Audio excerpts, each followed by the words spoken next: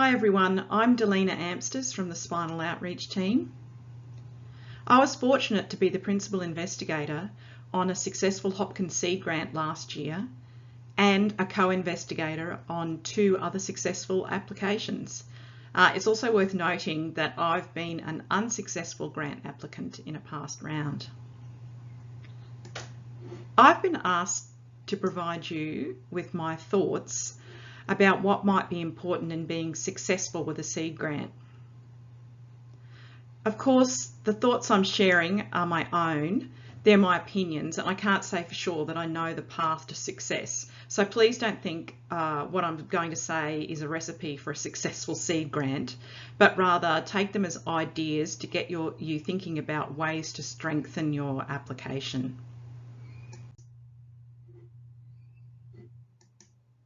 My first piece of advice is to seek early advice from the Hopkins program leaders.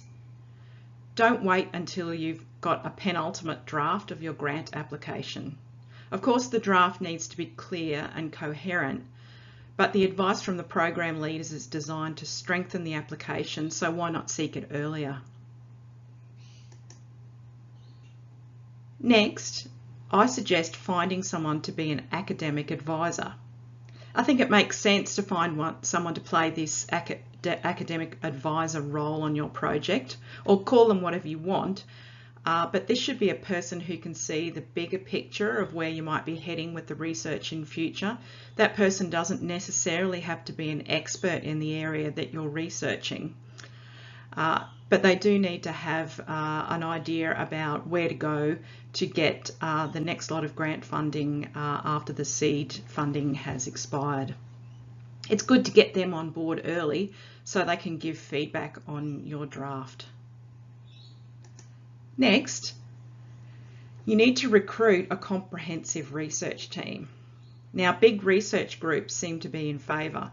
Lots of ideas and input can be excellent, but you need to know how that will be managed if you get the grant funding. So I recommend spelling out the role that each team member will likely play in conducting the research. The team members will also want to know what expectations you will have on their time.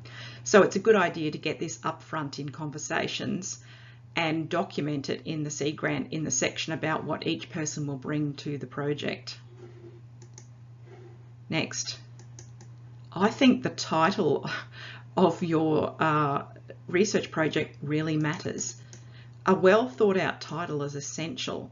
So peer-reviewed journals are asking authors to ensure that their titles of their manuscripts accurately reflect the content and give the reader a clear picture of what is to come. And I think it's the same for grant applications. It's also great for your thinking and communication processes to be able to nail down your project in the title. So, for example, our successful application last year was for this: implementing principles of health literacy into rehabilitation practice using a change champion co-design approach, a pilot and feasibility evaluation. So this certainly wasn't the first title. It got worked over quite a few times, but I think you'll agree that it really captures the whole project. So reading the title alone tells a great deal about what you're proposing. Next, I suggest that you know the area before applying for these seed grants. Suppose you want to get into an area that you don't know the literature well. Well, in that case, I'd suggest you look at the Bright Sparks grants to support your understanding before you go for the seed grant, because you really need to hit the ground running with these seed grants because they are for a very short time period. And leading on from that, be realistic about what you can achieve. Let's face it, everyone feels compelled to overpromise in grant applications. However, it's going to be evident to the grant reviewers if what you're proposing is unrealistic for the short time frame of the grant. Work more value into your application by clearly explaining where the work funded by the seed grant will contribute to a bigger picture of research. And this is where your academic advisor person might be really helpful. You might find that some sort of diagram or a flow chart is good for illustrating this part of your proposed project. Translation and implementation. I think this is a really important aspect of your grant application. The plans for translation and implementation of your project, they need to ring true. We all need to get better at linking our research proposals to genuine translation and implementation pathways. There's a phenomenon in research called the valley of death. It means that lots of so-called successful research never gets translated into change at the coalface.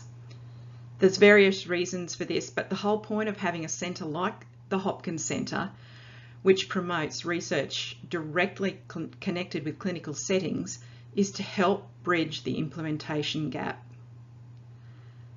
Clearly articulate your theory about how this piece of research that you're proposing for the seed grant is going to result in real-world change. And what do you think will be the mechanism of change? And my final opinion, I believe very strongly that any consumer engagement you propose needs to be authentic. If you aren't comfortable or familiar with authentic, meaningful consumer engagement, get someone onto your project team who is. And I can't stress how important this is. I'll likely put my neck out here and say that the Hopkins Centre is unlikely to fund future grants that fail to clearly articulate how lived experience will shape the research. Different projects can be better served with different types of engagement. You don't think of engagement as a recipe.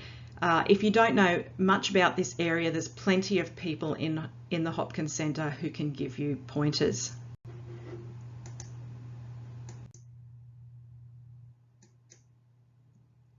They're my 8 tips. Thank you for listening.